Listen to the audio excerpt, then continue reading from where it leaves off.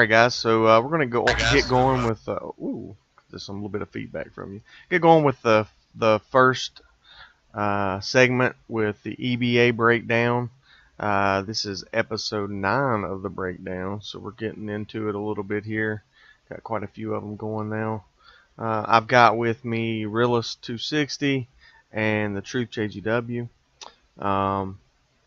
Pretty much our leagues are in the off seasons right now, getting ready to get back going. So kind of wanted to start off and talk about, last season was a little rough. I think everybody can agree on that. You've got some new staff that's coming in.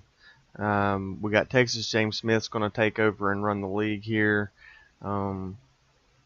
He's been around for quite some time. There were some people asking if he played in the leagues or whatnot, but he's played in every season of the EBA that I know of.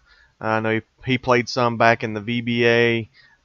He was pretty well known in the VFL back in those days. So he's definitely been around the leagues and knows kind of how things work.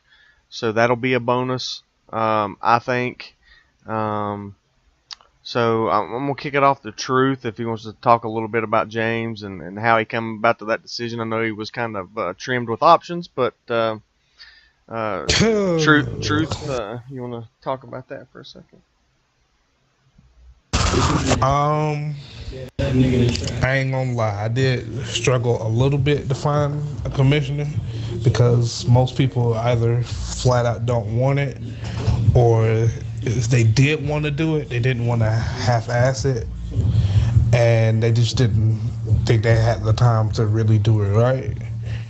But when James said he would do it, I knew what kind of guy he was, and I knew he was a guy that I could trust to do it and do it right.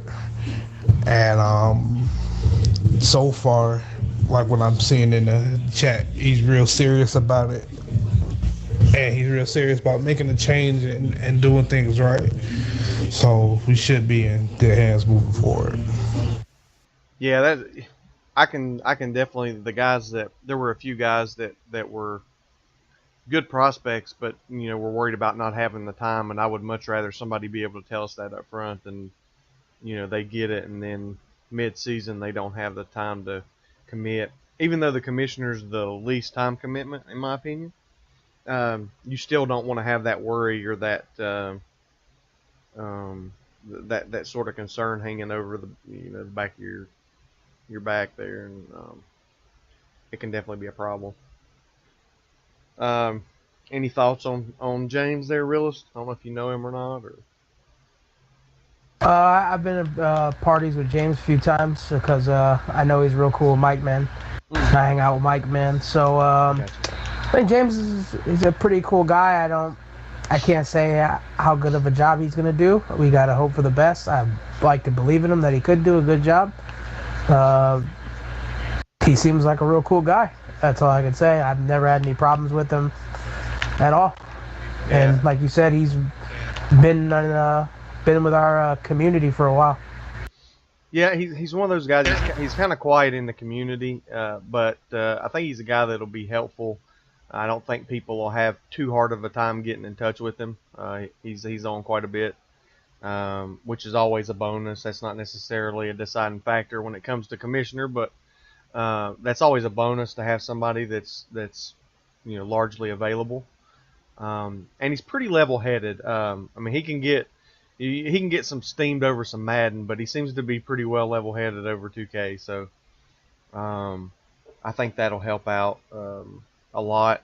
And I'll wait, and I don't know if he's announced his staff yet or not, but I know there's a mixture. There's quite a few people that came back from last season's staff that wanted to stay on, and then I know he brought on a couple new people. So he's also looking for one more. Okay, so yeah, so if you're interested in staff, I know Cuban was looking at being staff. You need to talk to James. Cuban, I'm calling you out on the show to go talk to James Smith. That's not gonna happen. It may not, but I'm still throwing it out there. But Bama, another one that was interested in being staff before we had the issues there, and So I think he could potentially be a good choice. Bama's been staffed before, and he's a pretty level-headed guy. Um, Somebody I feel I could trust too. So I think he would be a good option too. But if you're interested in staff at all, helping out the league or whatever, the EC benefits are good. Um, you'll I'll be talking about at the end of the episode here, kind of in between EBA and the Smite sections, about our pro leagues. So your EC will come in handy when it comes to that. Um, so that will help you out in the long run if you're interested in playing for money. All right, guys. So just moving on with the second portion here of the EBA breakdown. What I want to talk about now is things that we would like to see moving forward with the leagues, whether it be something, a rule change, maybe a different structure, whatever that you think would help improve the league. So anything that we would like to see, I'll go ahead and start off. I know these guys may still be thinking about stuff they would like, but one thing I would actually like would possibly be they've been doing smaller training camps to start with, and I actually think expanding those by a little bit, even if it meant maybe a team or two less, I think would be a smart thing to do. I don't necessarily think that would have made a huge difference in this past season, but I think overall that would actually help with maybe reducing some of the blacklists. If sometimes people have a bad week where they of availability and stuff like that, and maybe there's some people that get blacklisted, not necessarily unfairly, but it's just a bad situation to be in, and they end up having to take a blacklist. So I think maybe that could help out just a little in some of those cases. I don't think it's a cure-all by any means, and I know a lot of people hate getting stuck on training camps, but I think overall for the well-being of the league, I think it would be something that would help. Whether they decide to do that or not, absolutely on staff. Just something that I was kind of thinking about earlier today that might help out in some of the less interested seasons, the third and fourth seasons of a 2K, where it's some of the interest begins to go away, and some of the busier times of the year with the summer and end of school, that's usually when these leagues take place. So that can make a little bit of a difference there, I think, at least in those two seasons. Realist, anything that you'd like to see changed, or? Depending on how many signups we have, we really might need to cut. Oh God! Oh my bad. This dude just quit. I won draft champions. My bad. You're he fine. Quit. I won draft champions. Fuck yes. Okay. My bad. Yeah, I think we need to. Yeah, depending on the signups, I think we might need to cut down on the teams, because this past season, I mean, like you said, it was because of the end of 2K, but there was just a lot of availability issues with guys, like they just couldn't make it, and with it being the summertime, your job could want you to work more hours. Right. And it's just, I don't know, maybe there was so many forfeits. I don't know. I just want to, whatever it takes to help cut down on forfeits, that's what I want to see the best. Yeah, well, people get discouraged. Like, a lot of people gave, Defeat and Jay Snyder crap because they made runs in this season because there were a lot of forfeits. But, to the same extent, kudos to them for being able to, get people there and get people to show up. That may be something that people need to take into account. And like I said, the training camp might help that, especially at least in the summer seasons, because of the reasons you said. Maybe, for me, my job requires more of my attention during the summer. It's just a busy time of year. So I'm working, instead of me working 50 hours a week, I'm working 60 hours a week most times. Not to mention, some of my days off are consumed by, other priorities that deal with work. So I may not have a true day off during a week. Um, and then of course, like I was saying before, with school and everything, there's just a lot of variables with that fourth season, the summer season of a league that can create issues. So, truth. Um, only thing I can really think of is just I'd like to see some of the stuff more I'd say enforced. Okay.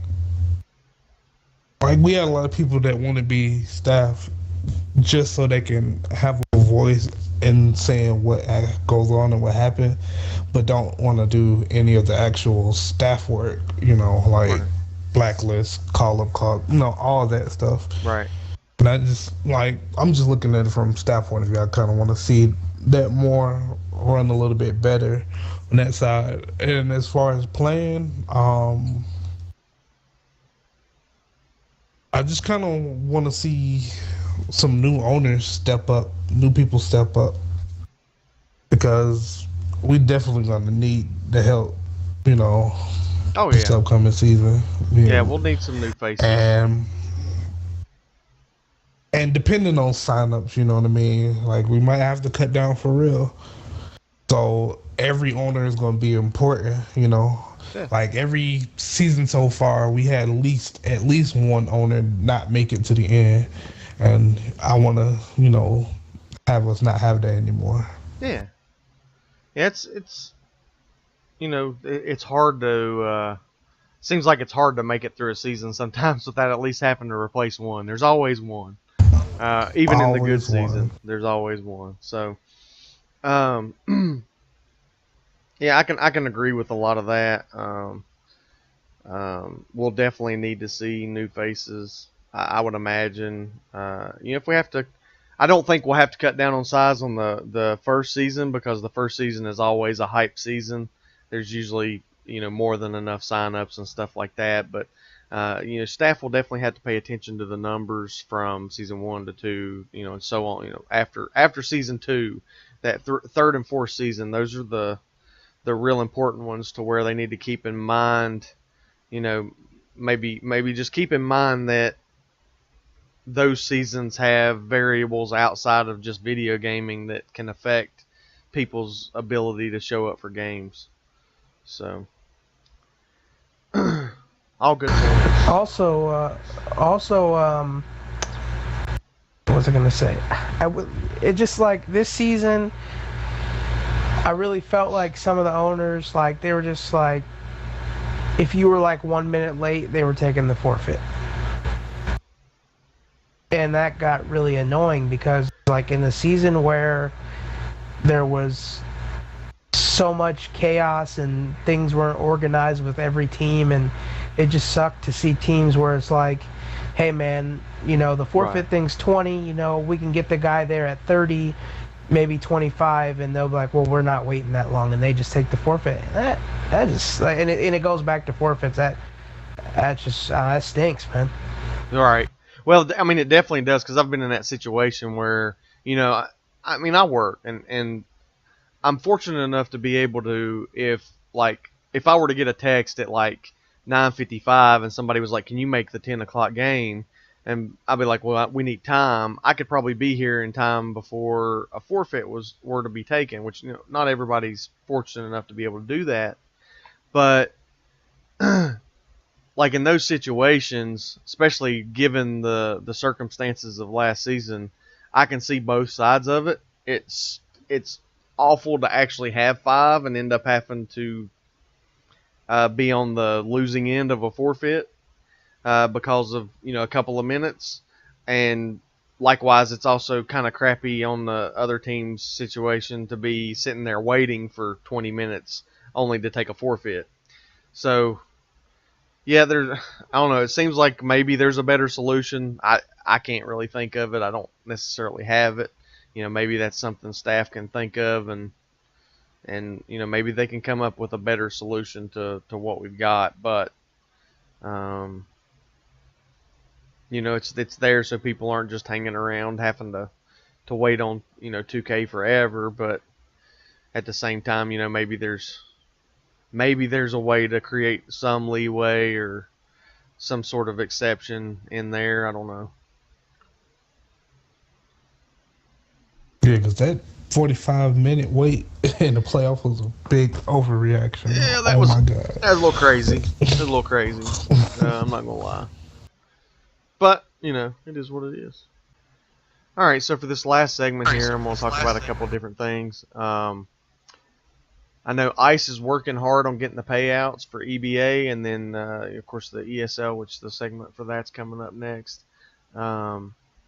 So we're trying to get those payouts and stuff done. Then we're going to get the user groups cleared so that we can get signups up.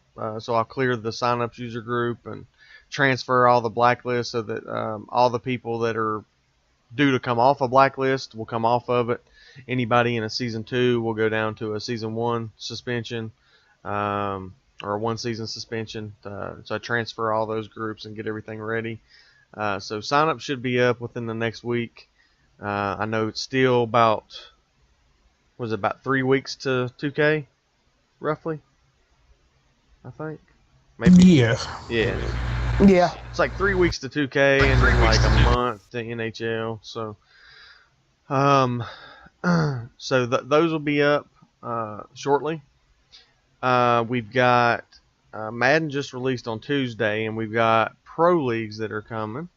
Some people have asked a little bit about it, and then if you can see on my screen, I know the guys in the thing can't just yet, but there are sections for the pro leagues. It doesn't have a logo just yet. Right now, we just have the EFL Pro League. The Elite Football Pro League. Basically, what these are going to be is where you can use your EC. It'll be gold EC, which is 100 silver, so you can convert 100 silver to 1 gold. And there will be cash prizes. Just to give an idea of how we're going to set it up for the Madden League, we're going to take a max of 100 teams. Be $900 in prizes given away in a 100-team setup.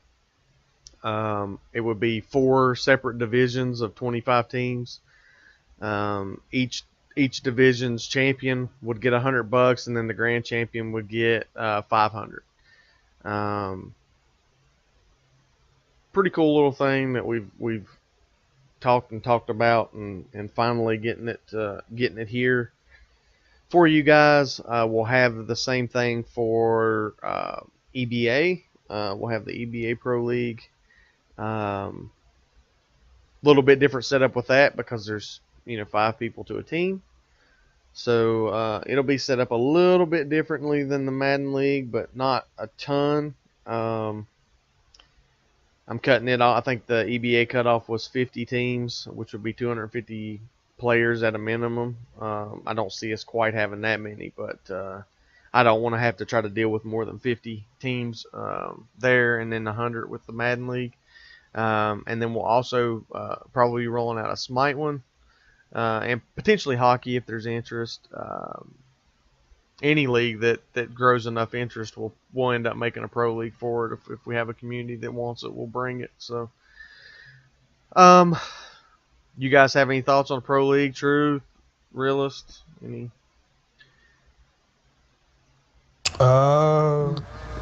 Question. Yep. And this is more for everybody else because I'm not going to play in it, but just information-wise, blacklists don't cross over, right? Correct. And could you even get blacklisted in the Pro League? Like, how would they even happen?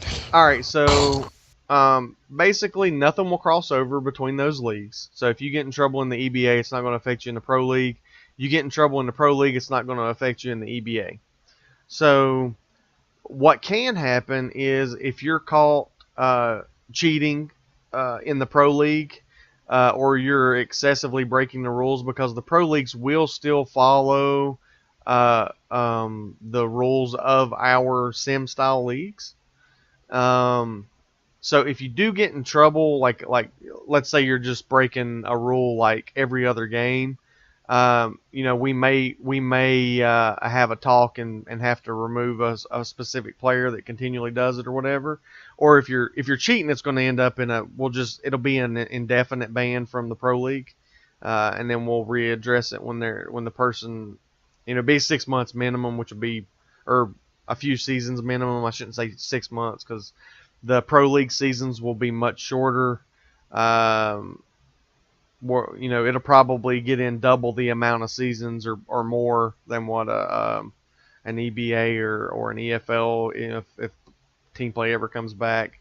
They get in about 4 seasons per 2K. We'll get in 8 to 10 seasons most likely. Probably no more than 10, but 8 to 10 seasons is what we'll look to get in the pro leagues. So you won't be affected. They won't cross over like that. So short answer is no. You're not a blacklist in one league doesn't carry over to the other. My next question is, what will be the playing times? Because it's flex. We might have situations. It's flex. Oh, okay. They're not set play times. So depending on the number of teams and all that, I'll have a schedule put up, but the schedule will just all be for the same time. It won't. So, like for example, maybe you'll have to play. You'll have 2 weeks to play 40 games with a minimum of like 20 the first week or something. That's just an example. I'm just throwing out a number. But you'll have to play a minimum number of games to be eligible for the playoffs, essentially. So that's how that'll work. Oh, that's it for me. All right. Realist, you got anything? For 2K, I think the pro leagues could be super successful. I'm sure you guys are gonna do some promotions and putting the word out there that you guys are gonna have this. So I think if the right people get the information, it could be very successful. Yeah, I have no doubt the basketball one will be very successful. Madden will depend. I know we have quite a few people that play 1v1 and will be interested in it. I just don't know how many. I'm not expecting any crazy numbers. I'd like to see between 30 and 40 for the first season. Whether we get that or not, I don't know. But I think that would be a solid number to get. I literally have zero expectations on the Madden one, the EFL Pro League. Just would like to see it succeed. Would like to see it be active. I know we have a large football community here. Like most of the people that play in 2K also played in the football league when we had it. So a lot of our roots are in Madden and 2K. So I think those two will do well. EBA definitely will do the best, in my opinion. So, well, that said, really, I mean that's all we've got. We got those pro leagues coming. I know that ICE is working on getting some new stuff in the pro shop for the beginning of some of these newer seasons here. I think I mentioned he's doing the payouts here shortly. So you guys will have your EC. Keep an eye out. We'll try to get those pro leagues up. The Madden one within the next day or so. If I'm lucky, I'll have it done this morning and at least have the rules up for you guys to look at. The new logo for the Pro League, for the EFL Pro League. And then I know Fatal's going to be working on our logos for the EBA Pro League and the ESL Pro League, so look forward to getting that out there. So definitely shout out to those guys, Outtaker and Blaze and Fatal. They've been huge in helping me, get this stuff worked out. Blaze has been doing user groups. Outtaker set up the forums. Ice has been working on the money aspect of things. We're drilling down the throats of our developers at this point, trying to get things simplified for staff. Getting our playoff system in place. There's still tons of crap left to do on the stat system, and I apologize that it's moving slowly, but believe me, I've been drilling some developers at this point to get those things in place. So I think that's all I've got. Realist, you want to say anything to send it off? Nah, I'm good, man. Just for the EBA portion of the regular league, just hope we can have a better season than last. And for the Pro League EBA, hopefully it works. I know it will. I'm pretty sure it will, but I'm just hoping it's really successful for you guys. Absolutely. Appreciate it. True.